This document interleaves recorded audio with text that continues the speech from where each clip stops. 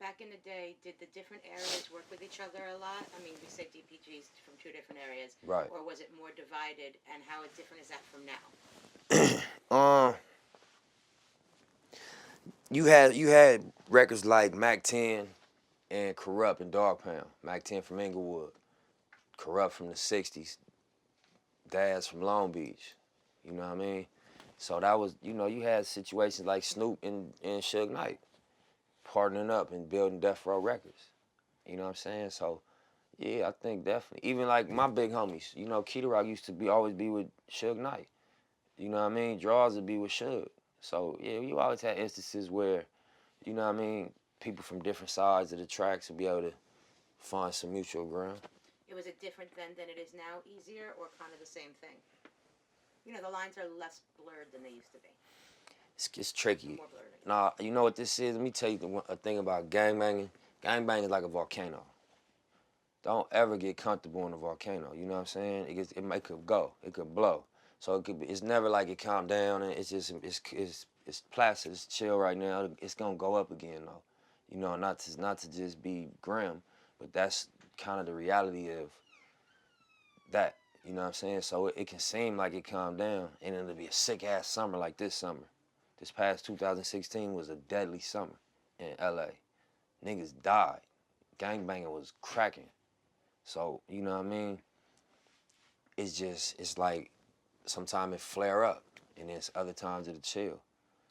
Um, California was quiet for a few years, and then in the past few years, it exploded more on a national scene. Right. All the rappers have moved over here. There's a lot more going on. How has that changed the LA scene with it being popular again in the mainstream side?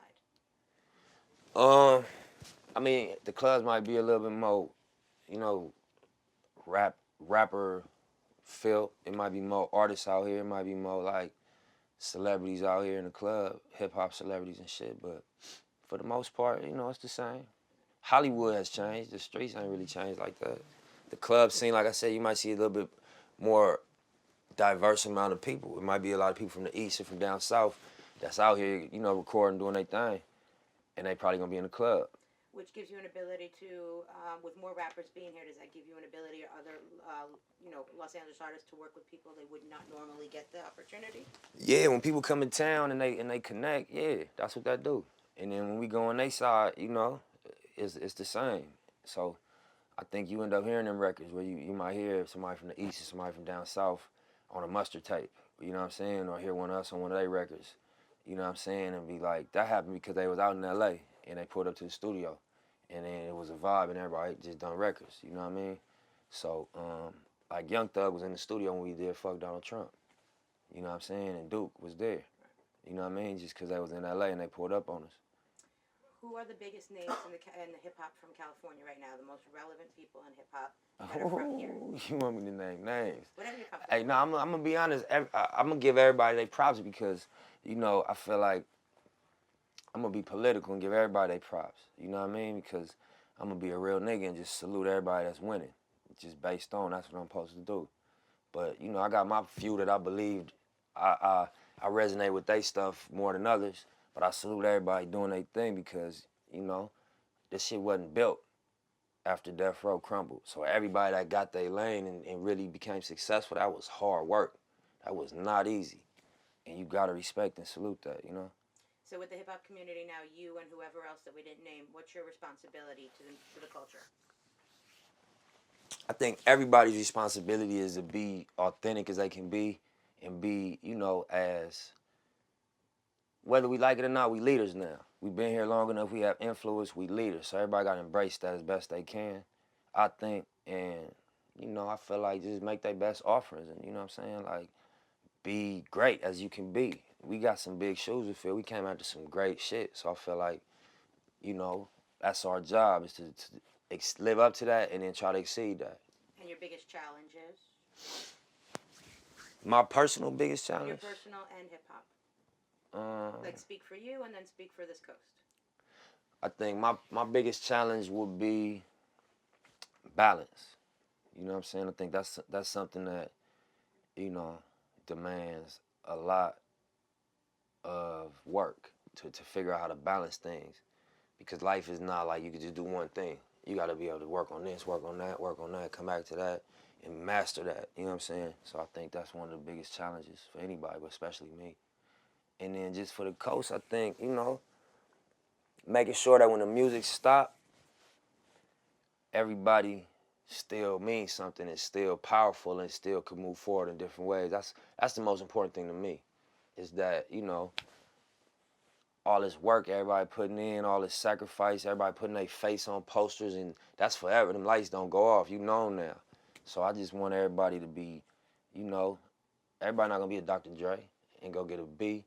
But at the same time, I feel like this 2016, the game different, the world different. There's so much opportunity, there's so many ways you can monetize what you're doing.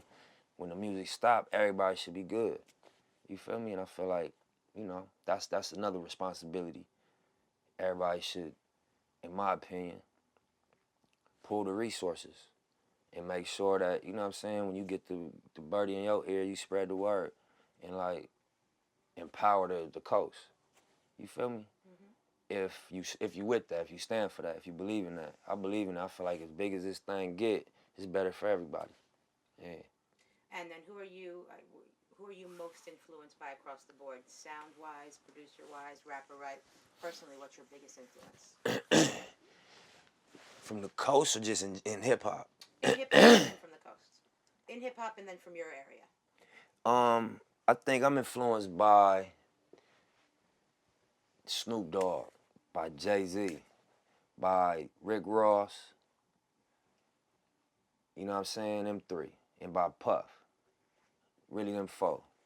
That's who I'm influenced the most by, you know what I'm saying? I think now as far as the West Coast, I just think like Pac, Tupac, you know what I mean? Quick, you know what I'm saying? Dre. Is the success... Battle Cat, not to cut you off, you gotta be, Battle Cat, man, listen. Battle Cat had like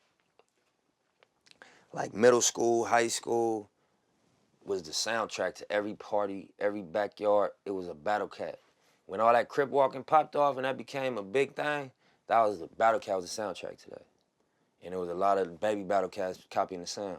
But Battle Cat was a pioneer and had a whole part of LA history where his music was a soundtrack to what was going on out here, especially on the west side.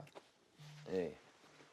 Just a few more. And do you think that, how much do you think Tupac changed hip-hop as a whole?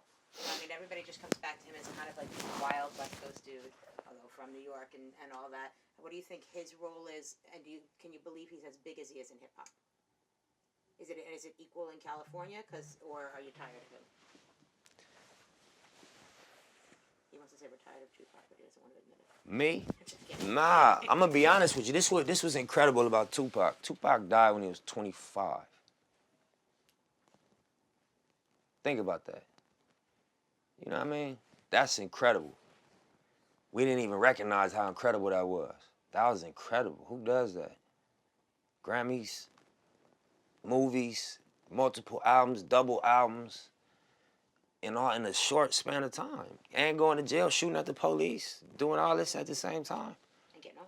And getting off. You know, that was something that I remember. I remember being a kid and my homie mama picking us up like, Pac just dissed Biggie, listen, and popping on Hit 'Em Up, the cussing version. That's why I fucked your bitch, you fat motherfucker, and went crazy. And we was little 7-year-old kids. I was 96. I was 11, actually. So, you know, that's how much of an event. You ain't have to buy that album. You could just walk down the street around here. You can just stand outside and hear that. You ain't got to buy that. And then to go fast forward 20 years later, and Dre just was bought out by Apple for how much, and the success of Snoop.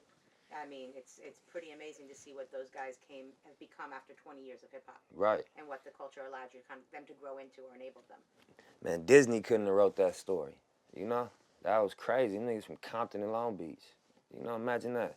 Apple bought for $1 billion. Snoop was on trial for a murder.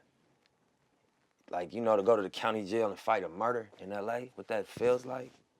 You know what I'm saying? And then to be who Snoop Dogg is, that's a movie. You know? Anything you guys want to add? There's a lot. Yeah, I think you got a lot of good stuff. You know, Yeah. if you had to sort of give one overarching statement about where you came from and where you're at now, Yeah. and how that directly affects your music, Yeah. in sort of one or two sentences, what would you say? The marathon continues. You know? Sorry. Real shit. That's it. Sorry. That's the perfect Keep line saying for it. that, man. You know what I'm saying? Let her keep her laugh in there too. Don't cut the laugh. Keep I her was laugh. like such a salesman. Yeah, that's Sorry. it. You know what I mean? Keep all of that. No, it's a good line. So tell Do us. it again without me. So Alright. so let's continue that. So tell us where you started, where you're at now, and the marathon continues. All right. I started on Crenshaw and Slauson. I'm on Crenshaw and Slauson now. The marathon continues.